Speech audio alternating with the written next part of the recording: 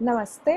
हमने पिछले वीडियो में वो कविता के बारे में पढ़ा था, स्लीपिंग पोर्टर यानी सोता हुआ कूली, जिनके कवि हैं लक्ष्मी प्रसाद देवकोटा। कविता के बारे में हमने पहले तो कवि के बारे में कुछ चीज़ें जानी, लक्ष्मी प्रसाद देवकोटा के बारे में कुछ चीज़ें जानी, जैसे वो कहाँ उनका जन्म हुआ था, उन्होंने क्या क्या अपने जीवन में करा था और वो किस तरह की कविताएं लिखते थे। और कविता के बारे में थोड़ा समझा कि कविता में जो सबसे मेन थीम्स यानी विषय होंगे, कविता में क्या होगा, उसके बारे में थोड़ी चर्चा की थी हमने। चलिए अब आगे बढ़ते हैं। इस वीडियो में हम क्या पढ़ेंगे? इस वीडियो में हम एक तो पढ़ेंगे ग्लॉसरी यानी जो वर्ड मीनिंग यानी शब्दों के जो मतलब होते हैं, शब्दकोश जो इस कविता की है। पहले हम एक बार वो पढ़ लेंगे और उससे समझ लेंगे कि क्या क्या नए शब्द हम इस कविता में पाने वाले हैं, नए या थोड़े डिफिकल्ट जो थोड़े वैसे शब्द होंगे, वो पहले एक बार देख लेंगे। फिर हम कविता को लाइन बाय लाइन पढ़ना शुरू करेंगे। तो इस वीडियो के अंत पर आपको इस कविता के शब्दकोश के बारे में बहुत चीज़ें मालूम होंगी और कविता हम पढ़ भी चुके होंगे। चलिए अब आगे बढ़ते हैं। सबसे पहला शब्द है स्पाइन। स्पाइन यानी बैकबोन। बैकबोन यानी जो हमारी पीठ की हड्डी होती है। एक अगर सेंटेंस या वाक्य हम इससे बनाना चाहे तो हो सकता है the accident hurt her spine। Accident यानी जैसे कुछ कार एक्सीडेंट जैसे होता है, जैसे कुछ ऐसे रोड पर जैसे गाड़ी किसी को ठोकर मार के उस किसी को लग जाए तो उस चीज़ को हम एक्सीडेंट बोलते हैं। तो the accident hurt her spine यानी उस एक्सीडेंट की वजह से उनकी स्पाइन यानी पीठ की हड्डी पे चोट लग गई। आगे देख चलते हैं। अगला शब्द जो आपकी किताब में दिया गया है उसका वो है नेकेड। नेकेड यानी अनक्लोथ्ड, अनकवर्ड या न्यूड। नेकेड, नेकेड यानी नंगा या फिर जैसे किसी ने कपड़े ना पहने हो या फिर कुछ खुला हुआ हो। यानी नेकेड हम सिर्फ कपड़ों के लिए नहीं बोलते हैं, हम इसीलिए भी बोल सकते हैं कि अगर कोई चीज़ कवर्ड ना हो यानी जिसपे कोई ऊपर से कोई पतरी ना हो, बस खुली हुई हो कुछ, तो कोई लेयर ना हो ऊपर से। तो एक वाक्य हो गया इसका, the child run naked in the house यानी जो बच्चा है द चाइल्ड वो बिना कपड़ों के ही घर में से भाग रहा था। फिर एक और वाक्य हो गया, the naked branches of the tree. Naked branches यानी ब्रांच मतलब जो टहनियाँ होती है पेड़ की, उस पे अगर कोई पत्ते ना हो तो उसको हम नेकेड ब्रांच भी बोल सकते हैं, यानी जो खुला हुआ किसी चीज से कवर्ड ना हो, उसमें कोई पत्ते ना हो, तो वैसे पेड़ की टहनियाँ।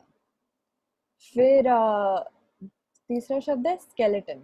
स्केलेटन यानी कंकाल, यानी जो हमारी बॉडी, हमारा जो शरीर है उसका जो बोन्स होते हैं यानी जो हड्डियां होती है उससे एक कंकाल बनता है, उस चीज को स्केलेटन बोलते हैं।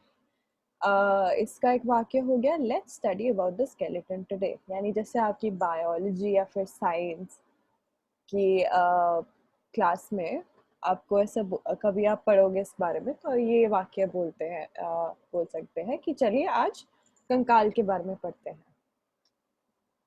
फिर चौथा शब्द है फ्रेल। फ्रेल यानी वीक, इनफर्म।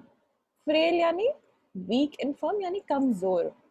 कमजोर तो इसका एक वाक्य हो गया, he was a frail child यानी वह एक कमजोर बच्चा था। फिर पांचवा हो गया फ्रेम।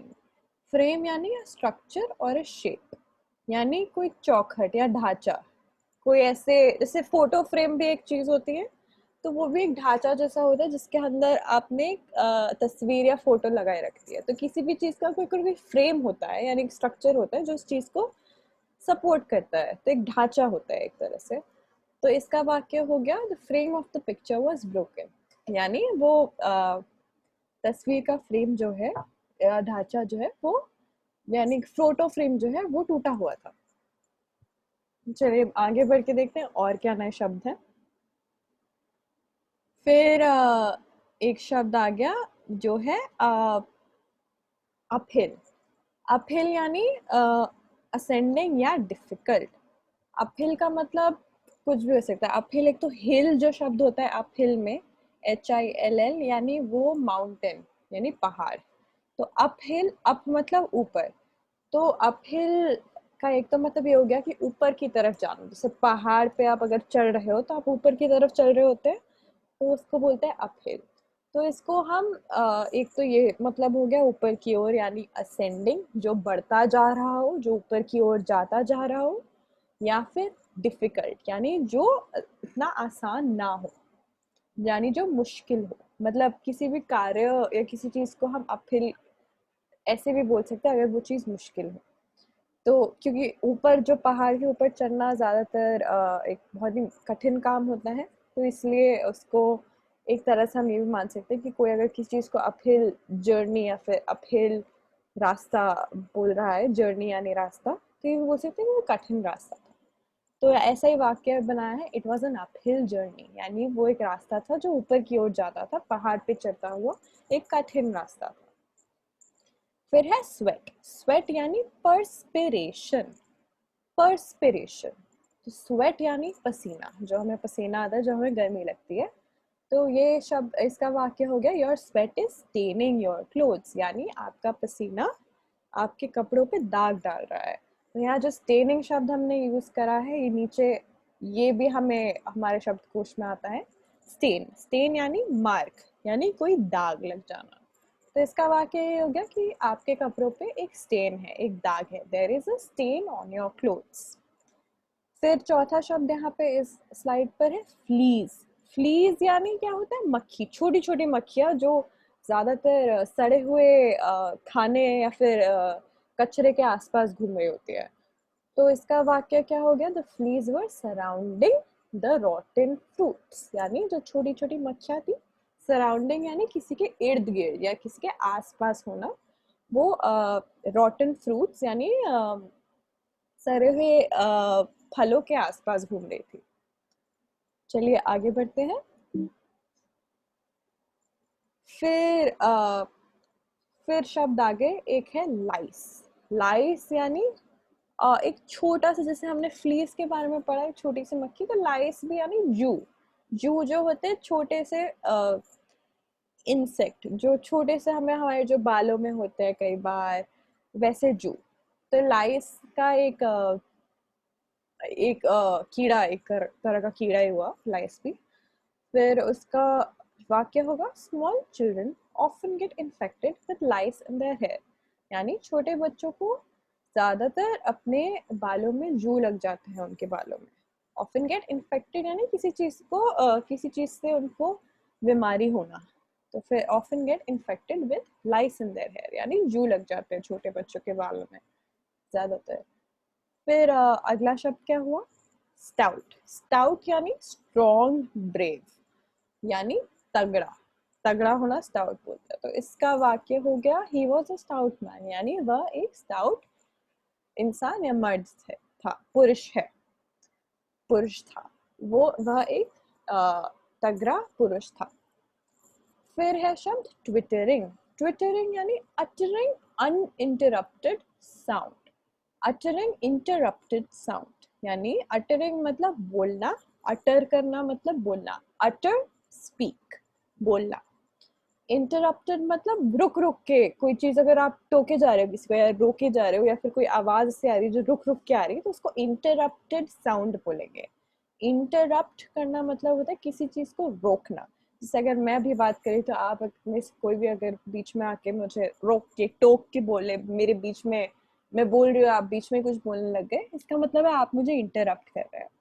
तो ट्विटरिंग का मतलब होता है अटरिंग इंटरप्टेड साउंड, यानी रोक रोक के बोलना, या रोक रोक के कोई आवाज आना, कोई रुकी हुई आवाज, जैसे टिट टिट टिट टिट, ऐसे आप ट्विटरिंग समझ सकते हैं, एक तरह की आवाज है टिट टिट टिट टिट। या कई बार लाइक पक्षियां भी करते हैं ये।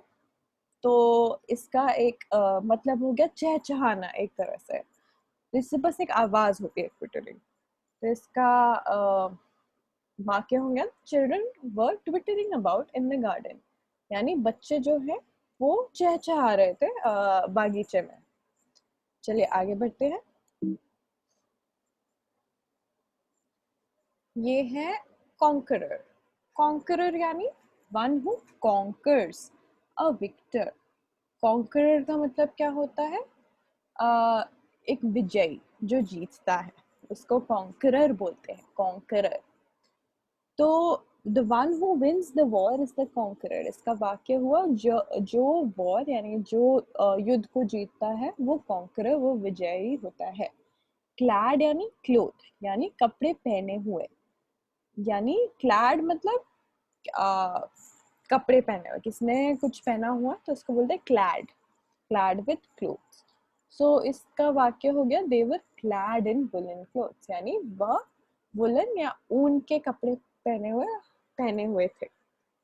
फिर एक सेकंड में ये हटा देती हूँ। हमने ये दो शब्द करे अभी, कॉन्करर, क्लैड। तो इसका वो शब्द होगा स्टडेड।